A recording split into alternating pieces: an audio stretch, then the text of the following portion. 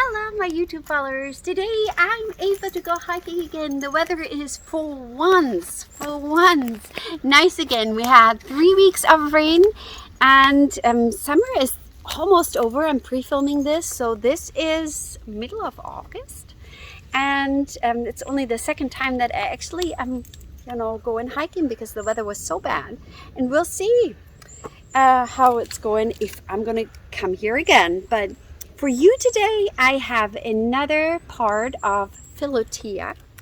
Philothea, I think it's part 34, 35. I'm letting you know in the title underneath. And this chapter is about obedience. Charity alone places us in perfection, but the three great means of attaining to it are obedience, chastity, and poverty. Obedience consecrates our heart, chastity our body, and poverty our worldly means to love and to service of God. They are the three branches of the spiritual cross, and all have their foundation in the fourth, which is humility. So everything is based around humility. Let us try then to practice these virtues accordingly to your vocation, not vacation, I'm sorry. For if they do not place us in the state of perfection, they will nevertheless give us perfection itself. Moreover, we are all bound to practice these three virtues, although not all to practice them in the same way. There are two kinds of obediences, one imperative, the other voluntary. By the first, you are bound humbly to obey your ecclesiastical superiors, that is the Pope, your bishop, your pastor, and such as may be commissioned by them. You are further bound to obey your temporal superiors, that is your sovereign, the magistrates whom he appoints over the land, and lastly, your obedience to your domestic superiors, whether parents, master or mistress, maybe even your boss. This is imperative obedience. And no one, there's somebody walking there, and my watchdog is giving sound that somebody's there. And no one can be exempt from the duty of obeying his superiors, their authority to govern and command according to their several conditions being given them by God. Yes. Their superiority over you is given by God to them. And they have to, you see, you think they're not treating you well. Well, they have to give on the last judgment day, which is when they die, they have to give an account to God himself.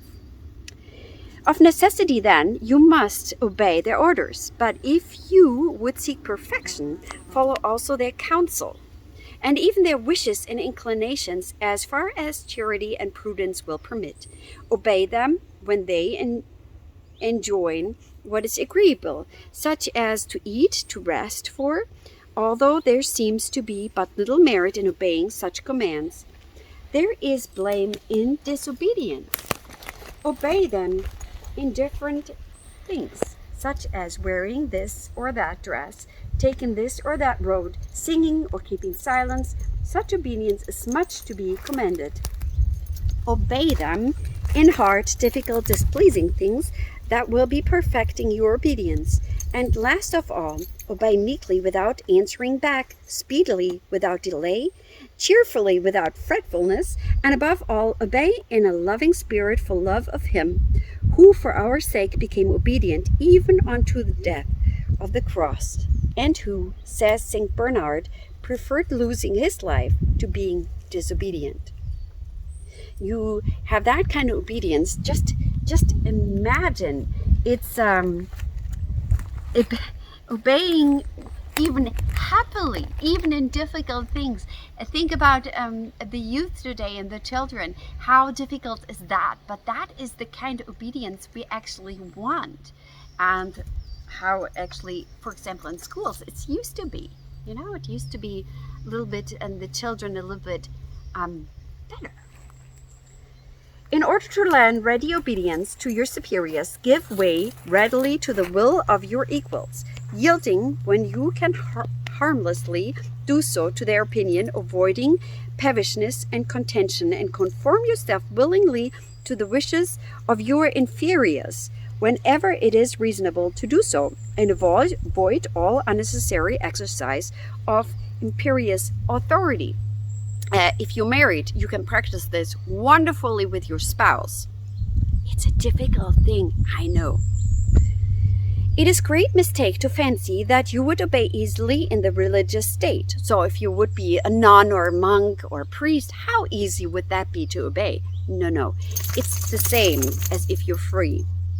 If you find it difficult and vexatious to obey those whom God has already placed over you, everybody has somebody placed over them. Everybody needs to obey some kind of authority. Voluntary obedience is that to which we bind ourselves by our own voice.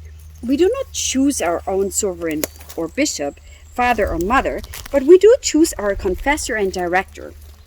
And whether we bind ourselves by a vow to obey him, as we are told of St. Teresa, who beside her solemn vow of obedience to the superior of the order, bound herself by a simple vow to obey Father Gratian, or simply, without any vow, place yourselves under obedience to him.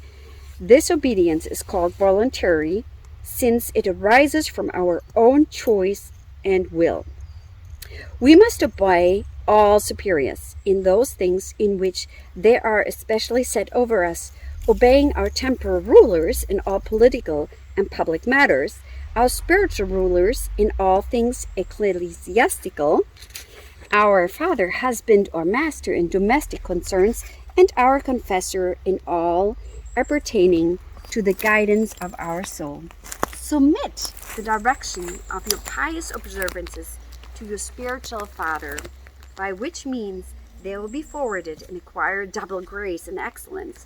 The first of themselves, inasmuch as they are pious; the second, though, through the obedience which dictates them, and in virtue of which they are performed. Happy are those who are obedient, for God will not suffer them to go astray. So don't worry about. God will take care of you if you're obedient. And obedience takes so much humility, because we all have a different opinion. We all want different things.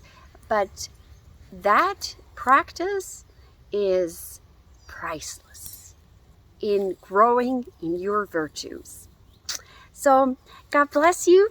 I wish you a wonderful and blessed day, and I hope you think about this: humility and obedience. God bless you. See you soon again.